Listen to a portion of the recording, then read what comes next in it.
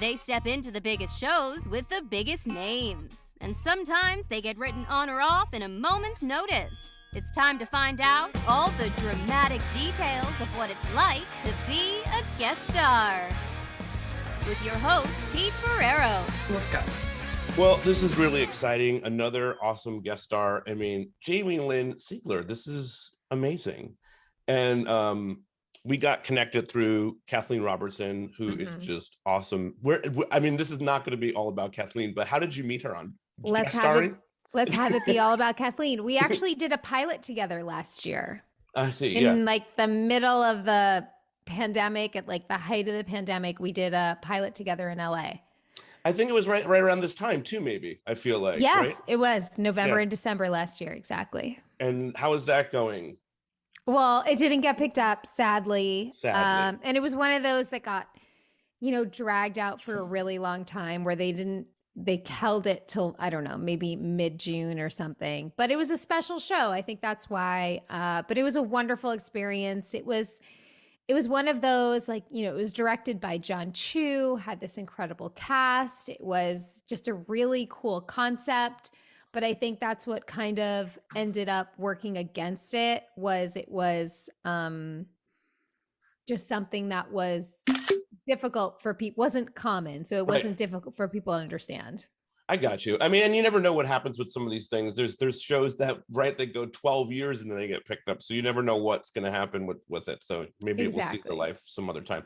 I'm curious for you, going back to the early days, where did the whole acting bug sort of start with you? Well, I was very young. I was, like every other kind of little girl in my neighborhood, was in ballet class and dance class.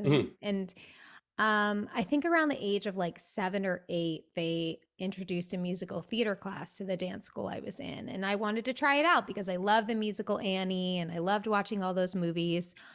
And we kind of figured out that I had an ear for music and I could sing a little bit. And that's kind of what started it. I started auditioning for community theater and would have the time of my life. I never wanted to be anywhere else. Like as soon as I was done with school, I wanted to be at rehearsal. I wanted to be in every show, every weekend. And it wasn't something I was forced into. No one in my family's in show business. Right. So it was completely random, completely a passion of mine. And then I really did musical theater up until Sopranos. I was, I even did summer stock. I did national tours of musicals. My dream was to be on Broadway. It was my focus. It was all I wanted. And then Sopranos came along and I was about 16 years old. And because of the title, I've told this a million times, but I assumed it was musical.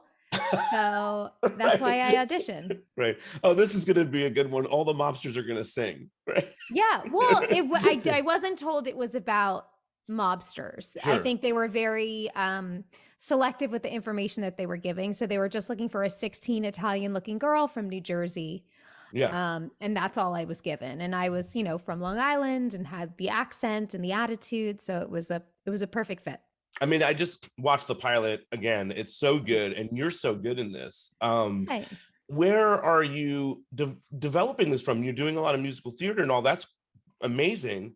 But you're working with some heavyweights here in this first season.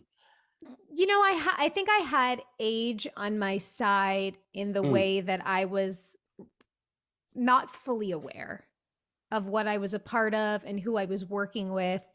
Had I maybe been a little bit older and a little bit more self-conscious about what was going on, maybe it would have been more difficult, but I was young, I was loved, I was cared for, everyone was great. I knew they were wonderful, but I didn't realize how big it was. What was the process for you to even audition for? Did you audition for it? Oh, multiple times. I would imagine, yeah. I went to Georgianne Walken and Sheila Jaffe's office in New York City on the Upper West Side, had one audition. And then this was like pre-cell phones, really. Sure, right. I went back home, took the railroad back home with my mom to Long Island, had a message. They want me to come back again the next day. So I went the next day and I read for David Chase. Then I was called back again a couple of days later for producers. And then after that, I screen tested. Just and this, myself. You're like 16 when this is all happening. Mm-hmm. That must have been intimidating for being 16 years old and doing all these things. Yeah. Or were you just young and just like, well, I'm just doing it? I was used to callbacks. I mean, especially in musical theater. I Sure. mean, there's a lot of callbacks. I was used the audition process in musical theater is like more grueling than anything. I mean, you could stand right there and then be like, you stay, you guys, thank you very much. You can go home. So I was very used to rejection. I was used to the audition process, and this felt cushy to me. I mean, it felt like I had I wasn't in a cattle call line. Right. It was like, it felt professional. And I think for those reasons, it felt a little bit more important and a little extra exciting. But again, I was so young. I mean, I was still focused on like where I was going to meet my friends later that day, So I had a good attitude about it all. I wasn't too stressed like how I would be now. Of course. Did you I'm originally from Jersey. Okay. So I'm in LA now, but I know that there's a Jersey thing, right? Where everybody treats you like the Jersey girl. Yes. Right. Is it still happening? Do people are like, I mean, where were you from Jersey? What exit is that? It's not even so much Jersey as everybody just assumes I'm Italian, which I'm not. Oh my God. Even people that know me even people that know me very well are like, well, I know which side of your family are you Italian? And I'm like, neither. Yeah. You know me? I'm a nice Jewish girl from Long Island. Right. Well, you nailed this. I mean, this is great. I mean, the thing of this show is guest starring and talking about guest star stuff. I'm curious, at that time when you were doing Sopranos, did you realize, like, because you guys had some epic guest stars come on were you aware, like, what that person's not a part of our little family here, but he or she is going to be, joining us for the next 4 weeks? Did you understand what was happening?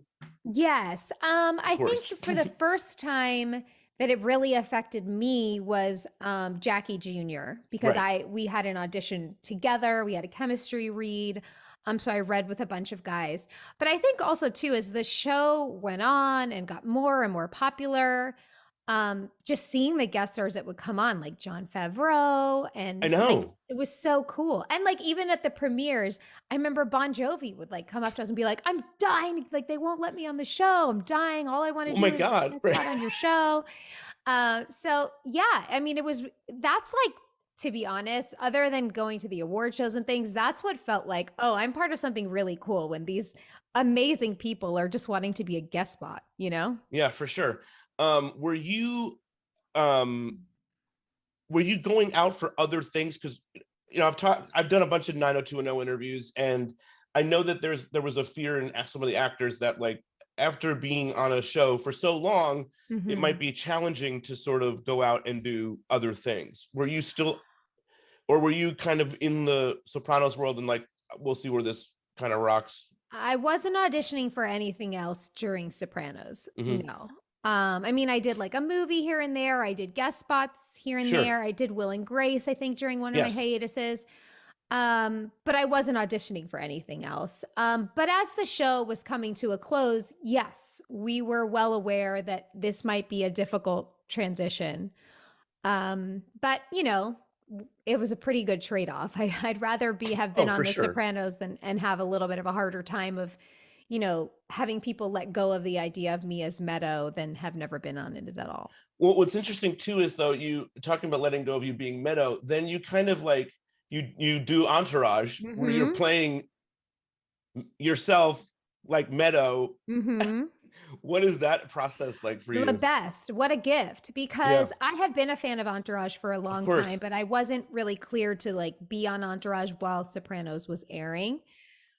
So when Sopranos finished up, I moved out to Los Angeles, and I had become friends with the Entourage guys, Doug Ellen in particular, who's the creator of the show. And we had run into each other somewhere, and he's like, "Jamie, I got an idea. And we can get you on the show now. Let's do it." And he threw the idea at me. I was like, "Great. Sounds fun." It was supposed to be one-off, one and done.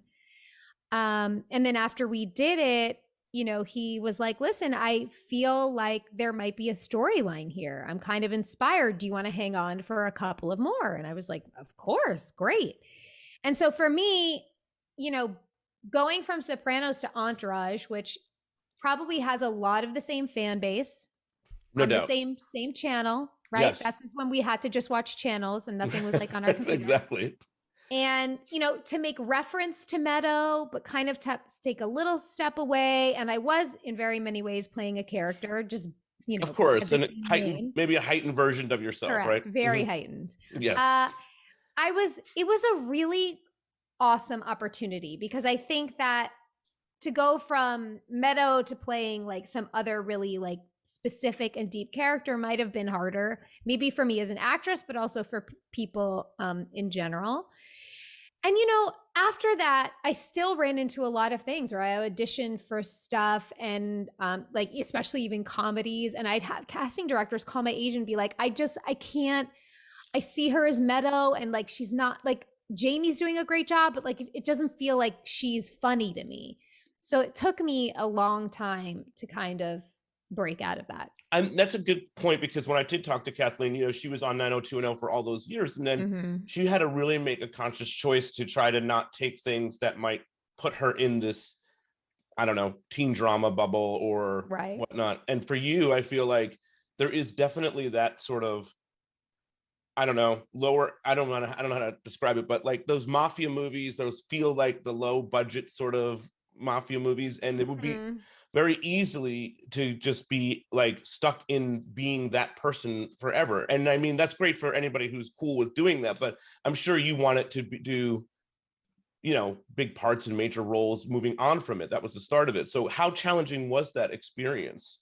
I think it was just more like that people loved the show so much, and it was especially people within our industry, of course, that it was really like I'd walk in a room and they'd just see Meadow.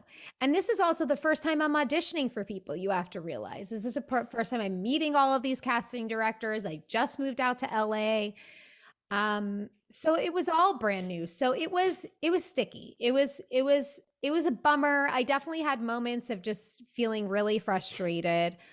But what I ended up doing was kind of just, burrowing my head down and working when I could. I wasn't a snob about what I would work on and what I didn't. I ended up getting a really fun also arc on Ugly Betty, which was a show I want to ask you about that. Yeah. And that was like really different from anything I've ever done.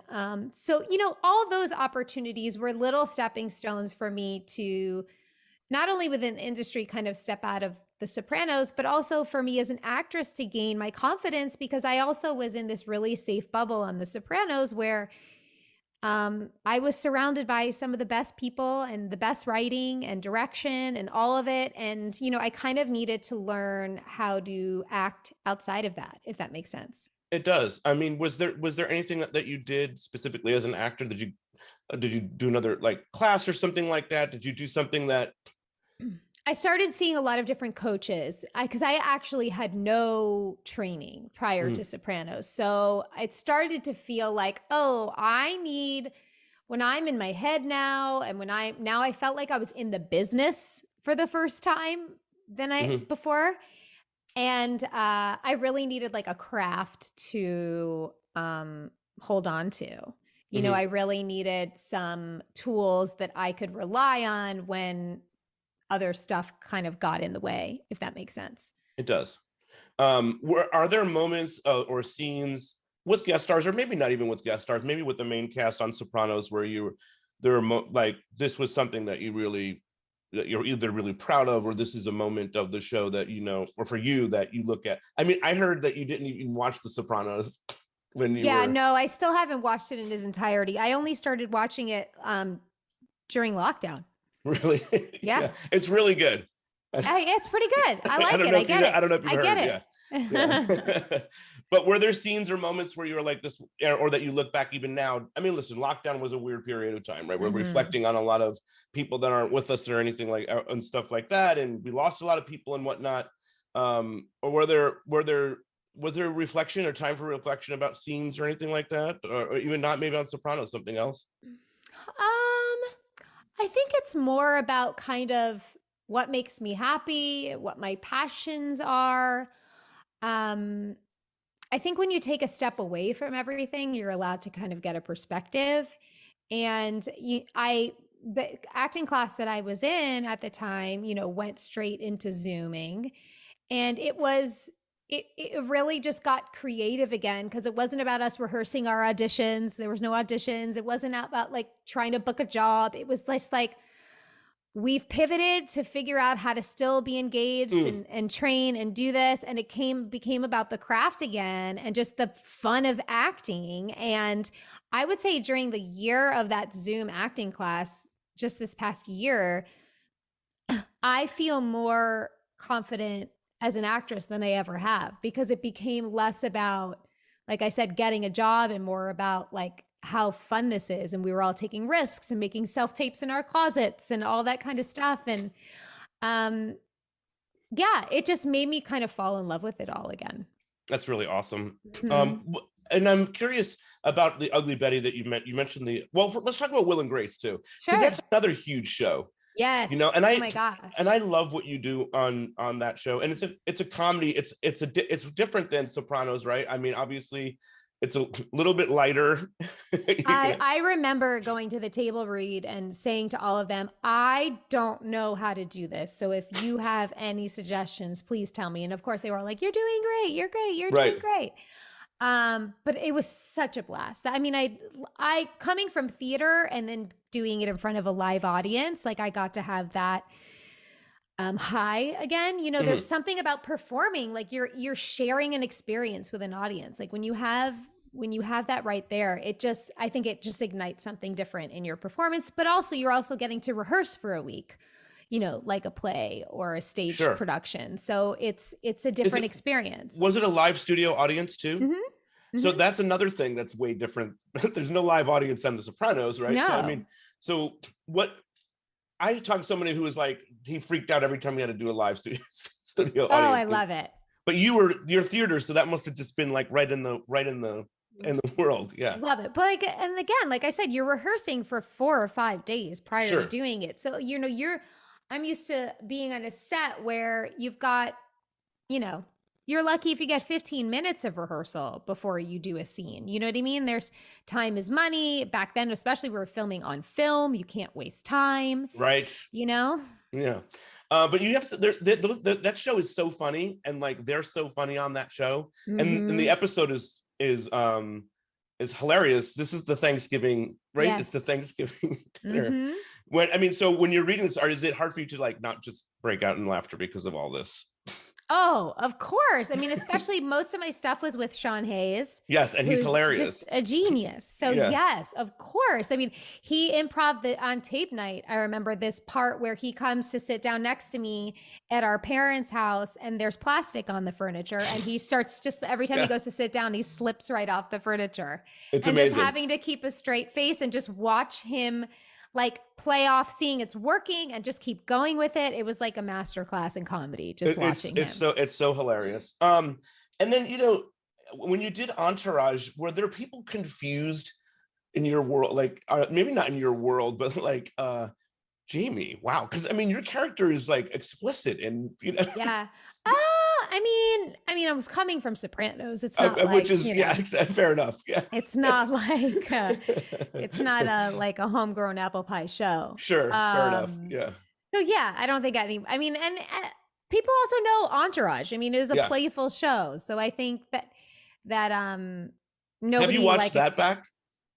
No, I haven't. It's interesting to go back and watch Entourage now. Because I don't know if it's one of those shows where, I mean, I love Entourage. I think it's an amazing show. But, with everything where we are in this world right now, I don't know if it would. I wonder if some of the. No. Oh, my God. Right. So I'm glad I watched it when I did.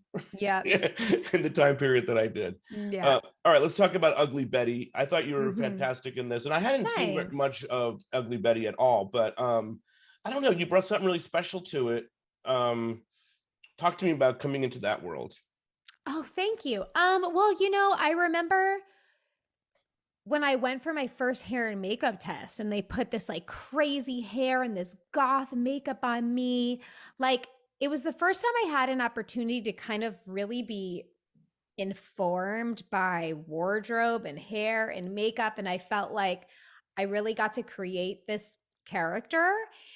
And we didn't really know where she was going. I mean, there was an idea, but we weren't quite sure. So it was really fun to kind of, be a character actor and play with that and not try and be pretty or try to be likable and all the things that they used to always say you had to be to book a job. Mm-hmm. And Eric Mabius is so wonderful. And I got to do a lot of really cool, intimate scenes with him and also filming in New York City, where I'm from. It was this really special show. And I was a big, big fan of that show prior. So it was really cool to get the opportunity to work on it.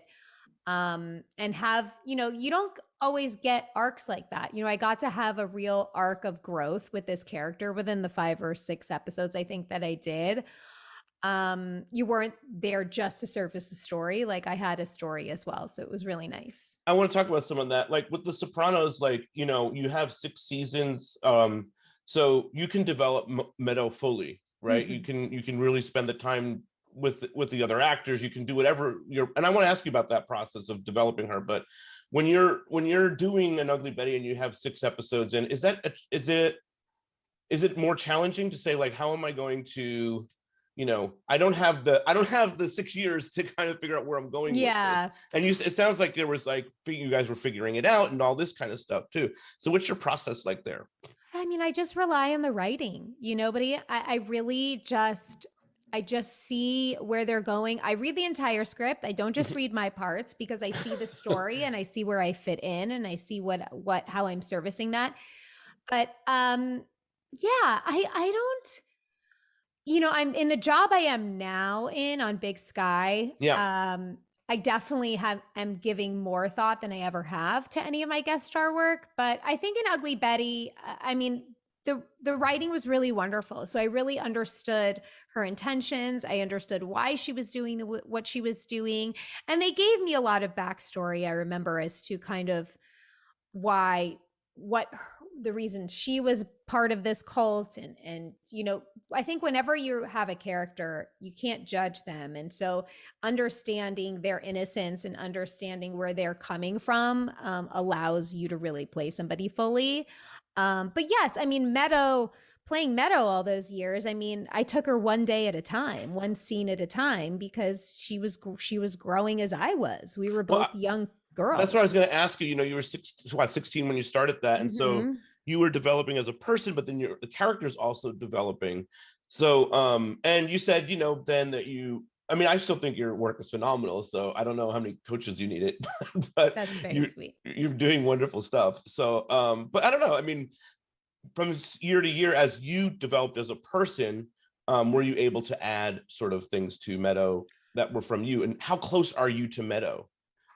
Except for the whole Italian thing. Sure. Yeah. I just deeply understand her. I deeply understand her pain. I think what was the most important thing for me, and I've realized is the most important thing for any character I play, is just really understanding their relationships and their relationships to the other characters. I feel like everything falls into place when I really define how I feel about each and every person that I interact with on that show or in that movie or whatever it is. So I deeply understood how I felt about Tony, and I deeply understood how I felt about Carmela and AJ and everybody else. So I think that growing with her was really natural for me because our relationships evolved. And as she got older and more mature, she was able to kind of, instead of judge her dad and be mad at her dad, want to really understand her dad and almost sympathize, like feel bad for him and protect him.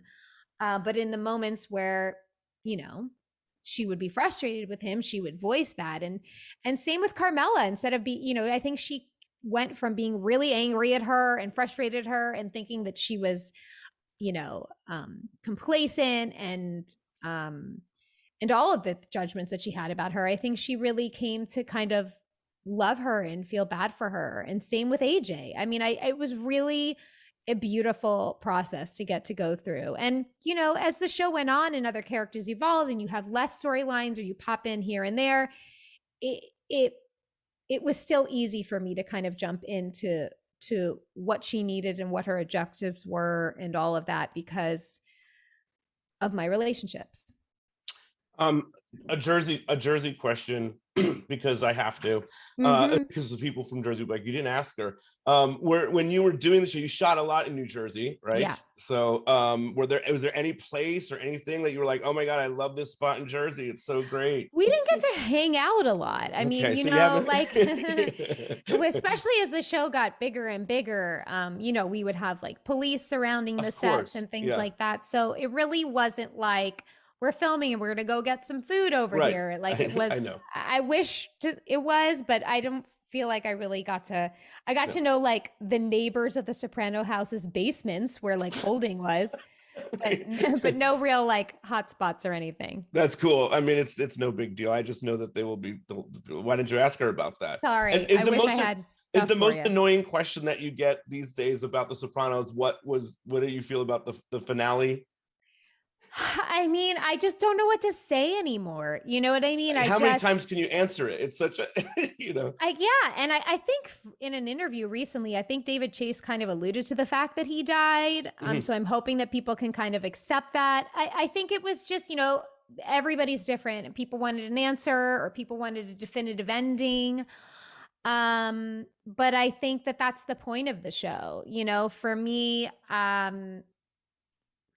I felt like it was the end there, but at the same time, I felt like the entire series could have been edited that way. This was their people's reality. The life could have ended at any moment. You know, this is the life that they chose. And as a family, they had to be in denial and kind of look the other way in order to kind of survive and thrive and live a life.